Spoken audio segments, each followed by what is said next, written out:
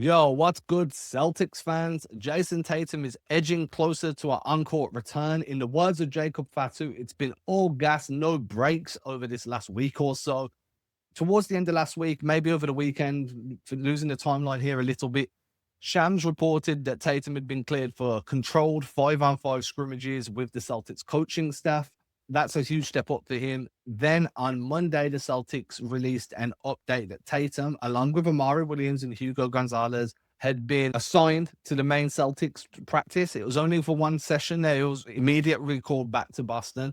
The session took place at the Auerbach Center, so it's not like they had to travel to Maine. But it's another step in the right direction for Tatum. Now, we don't know what parts of the practice he participated in. The hope is that he got another 5-on-5 scrimmage, potentially against some G League guys, just to kind of help him work his way back up. But all signs are pointing towards a potential in-season return. Now, I don't know if you saw this, but yesterday on FanDuel TV's Run It Back, Lou Williams said that once you're cleared for 5-on-5, that's telling him that Tatum's around about 4 weeks out. Now, I don't know whether that's a conservative or an aggressive timeline, but it feels about right. 4 weeks out puts us early March, mid-March, depending on where early March or mid-March. Now, that feels perfect for me in terms of just giving Tatum enough opportunity to ramp back up ahead of the postseason. I think if you start trending closer towards April, that you come into a position where you need to question whether or not it's worthwhile dropping Tatum back in. Now, look, I'm gonna be honest. If you've been watching this show for a while, if you've been reading the newsletter, make sure you go subscribe to that. By the way, the link's in the description, CelticsChronicle.com. I've been on the fence about bringing Tatum back all season. I was very big on the notion of letting him have the year, allowing him to ramp up slowly through the summer, work on his game, knock some rust off while training with like Drew Hanlon and whoever else, and then have preseason to start really reintegrating into the team, and then have a full year to find your feet, become part of the ecosystem there in terms of on the floor, and then you've got the postseason. Now, that makes perfect sense in an ideal world, right? But at the end of the day, if you're the Celtics, you came into this year with the notion of a gap year, quote unquote gap year, retooling, bunch of young guys. They were never expected to be the version of the Celtics that we've seen this year. That's why it's been such an interesting and fun season, is because they found ways to win without having Jayson Tatum, after trading away Kristaps Porzingis, after trading away Drew Holiday, after letting Luke Cornett leave in free agency and Al Horford leave in free agency. They've still found a way to be consistent and found a way to be one of the better teams in the East. So then you look at it and you're like, hey, we're going to have this all NBA guy. Now, granted, I do not expect to see Tatum reach an all NBA level this season. I've got it down as the very best scenario for me is by the second round, assuming the Celtics get there, we start seeing Tatum flash all-star level production. That to me feels very fair. I don't expect him to hit the ground and instantly be a top five guy, instantly be an all-star. He's not played basketball in nearly a year, and we'll get into some of the hurdles that he's going to have to get over in a moment. But for now, I think that when you've got somebody that could be an all-star level production in the postseason, if you bring him back on time, assuming that he's medically cleared and that he wants to play, it doesn't make sense to tell him no, right? Now, obviously, it went viral, so we've all seen it, where he was talking on the pivot and he kind of shared some concerns about coming back because of chemistry and not wanting to derail, not wanting to take away from the other guys on the floor like it was a whole thing. Those are fair concerns, but I think they were more fair ahead of the trade deadline than what they are right now. Because even Brown said it after the Knicks lost, the Celtics are kind of rediscovering their identity following Anthony Simons being traded, bringing in Vucevic. The rotation seems a little bit disjointed right now. The double big with Neemias Cater and Luka Garza is just horrendous, but it is what it is for this moment in time. Hauser's been out and so forth. But what I'm getting at is there's a chemistry that's being rebuilt on the fly right now. So not wanting to come in and derail what they had going pre-trade deadline is one thing. Not wanting to come in now, like, I don't see that being as big of an issue because everybody's kind of rediscovering their role and rediscovering their go-tos, like the hierarchy, because Pritchard now no longer on the starting unit. He's back with the second off the bench, back to being a six man. That changes the balance a little bit. Now you need to find some extra scoring in the starting five. You don't have a flamethrower on the starting five and off the bench, what you did when Pritchard was playing at the two, and then obviously you bring Simons in. So it's a little bit easier for Tatum now to be like, yeah, I could reintegrate into this team and be exactly what they need. When you traded away Simons, you traded away one of your primary ball handlers. You did not replace that. Tatum will easily replace that. In fact, I think that for all of the rust that he's going to carry and all of the struggles that he'll have just getting back onto like into a rhythm, I think that playmaking will be one of the easiest things for him. He's got elite processing speed. He sees the floor great, makes really intelligent reads. Again, processes the information quickly. I think that he'd walk onto the floor and just be such a reliable table setter for everybody. And of course, for himself, he'll understand when he's open, when to take the shot, when to defer. But he'll replace the ball handling you lost with Simons and then some. Now, will he be a tremendous free level scorer on day one? I don't think so. I think that 3-point range, I feel like he's going to be super confident, especially in space. I think he'll be confident attacking closeouts into the mid range, but this is where we get into those mental hurdles, right? And the primary one is going to be playing through contact and absorbing contact, and most importantly, embracing the notion of contact. If he's driving the lane and a big rotates over, then he's going to have three options, which you'll always have. You either pass out, you go through, or you just kind of stop and pop. And the beauty of it is that all three of them are good basketball players, depending on what the situation is, right? If a big rotates over and he's left to shoot around the corner or on the wing to do so, make that read. If a big's rotating over, but he's planted his feet and you can feasibly get into an unbalanced kind of step back or a push shot or a float, then you do that. But if the play is to go through the guy or go up and into the guy or to bump and create space that way, that's where we need to look and be like, is Tatum shying away from that? Is he embracing that? And it goes back to, for me especially, it goes back to how Gordon Hayward looked after his injury. Now, granted, we're talking about a different injury, but the yips are the yips. Doesn't matter if you come back from a broken leg, an ACL, an Achilles like Tatum had. Doesn't matter if it was cramps. Maybe you broke a pinky and it just hurt like hell and you don't want to do it again. It doesn't matter how you got there, but if you got the yips, it comes to how are you going to navigate that? Now, with Hayward, it felt, or at least it seemed like to me, that Hayward never really wanted to embrace contact as frequently as he did before his injury. There was a little bit of a lack of trust in his body, and for good reason, right? He spent most of the second half of his career, like from that injury onwards, especially in Charlotte. He was in and out that injury room all the time.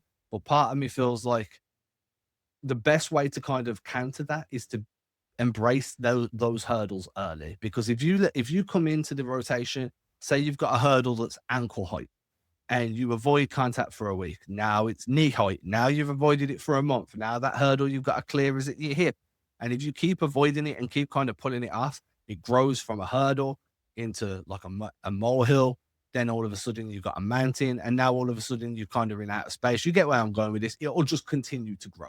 So I think that from where I'm standing, at least, one of the first things I want to be looking for is how Tatum deals with contact. Now, that doesn't have to be when driving the lane. It could be, how does he handle things when he runs a pick and roll and the team blitzes, or they hedge and recover and they get right into his airspace and then recover? Does he panic? Does his dribble get weak at looser? Does he stay calm and collected? All of these things are why I think there needs to be kind of like a statute of limitations of when you eventually bring him back. If you bring him back too late, he's not going to have enough time to play through these. And just like in everybody else's life, sometimes you feel like you're getting over one hurdle and a new one crops up, and now you got to deal with that shit that comes with that one. And that could be the same for Tatum. He could get over the scare. Like, I'm not even saying there's a fear there or that he's scared, but potential. You could get over the potential hurdle of embracing contact, but now maybe there's a potential hurdle of playing in a crowd, playing when you're trapped. Maybe that starts to seep in, and then he needs to deal with that. And this is why you need that runaway before the postseason, especially because, like, playing controlled 5-on-5, playing any 5-on-5 with guys from your organization that have seen the rehab, there's going to be a little bit of like wrapping him in bubble wrap. I wouldn't say completely. These dudes are like elite competitors. They're all going to want to win, but it's not going to be the same. And you're not going to be able to replicate the physicality and the aggression and the competitiveness that's going to come with being on an NBA floor. So hopefully Lou Will's right in this instance, and then we're looking at a 4, maybe 5 week kind of turnaround for where we are now. So when we get that update, like Boston Celtics injury report and Jayson Tatum's name's not on there. And I'm excited for that. I think that, where I was at the start of the season, opinions change and situations change, circumstances change. And I think the situation and the circumstances surrounding the Celtics have changed enough to where it just makes too much sense for Tatum to come back. So I'm all on board there. I do think that, as a side note, the Celtics are at 13 roster spots right now. As a side note, the Celtics are at 12 roster spots right now. They've got 3 open following they traded away Josh Minor. They made some moves to get under that first luxury apron.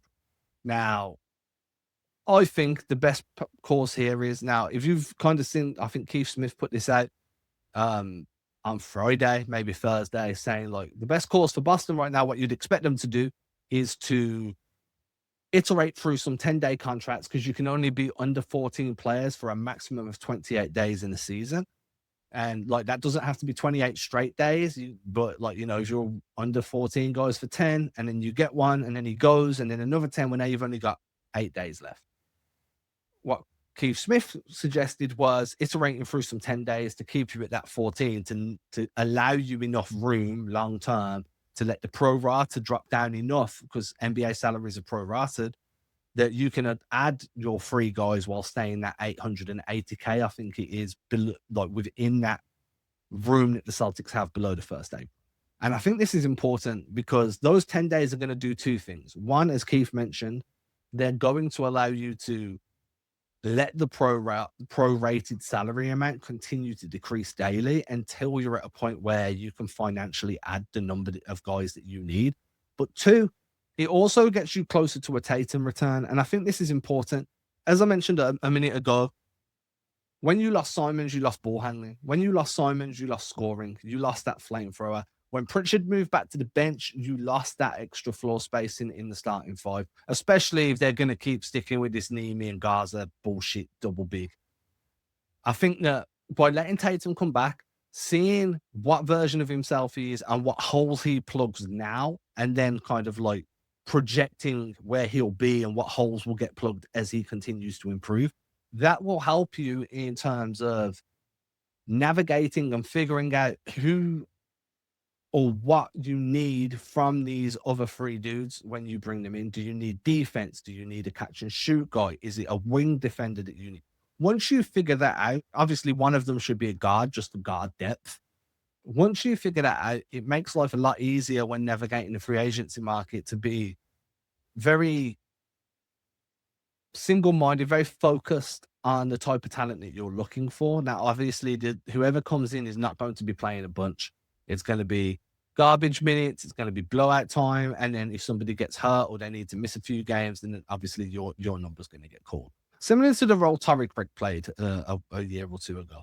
What I will say is that having Tatum back lets you kind of evaluate the need more so than if you were doing it now, because at least you know where Tatum's at skill-wise, production-wise, impact-wise, and then you can start plugging the holes that you're like, hey, even when he's at 60%, 70%, these holes still need plugging. That's going to be easier. So I think that everything's falling into line now. The chemistry, the rotation is all kind of in flux. It's really good opportunity for Tatum to reinsert himself. And I'm not saying he's going to be the immediate number 1 option. Long term, assuming he gets back to his normal self, I do think he reclaims that title of that number 1 guy. But let's be honest, Tatum and Brown have been 1A and 1B. It's never been a 1 and a 2. And I think that that's where a lot of the fan kind of split comes from with those 2. Look, I'm not here to discuss like online arguing or nothing like that. But I do think that, this year it's going to be JB's your featured guy, and then JT's your 2, whatever, who cares? I do think that this is an opportunity for him to come in, show where he's at, and the Celtics to build around that. And that makes it a lot easier then to round out your rotation going into the postseason.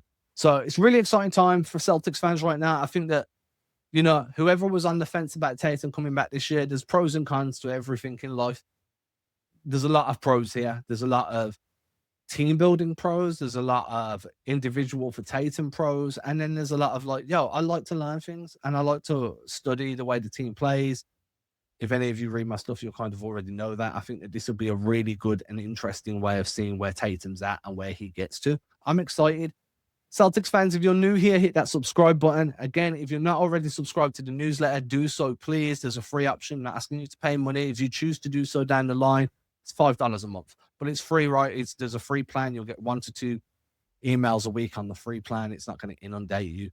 With that, I want to say thank you for tuning in. If you've made it this far, I respect you. I appreciate you. Deuces. Until next time, peace.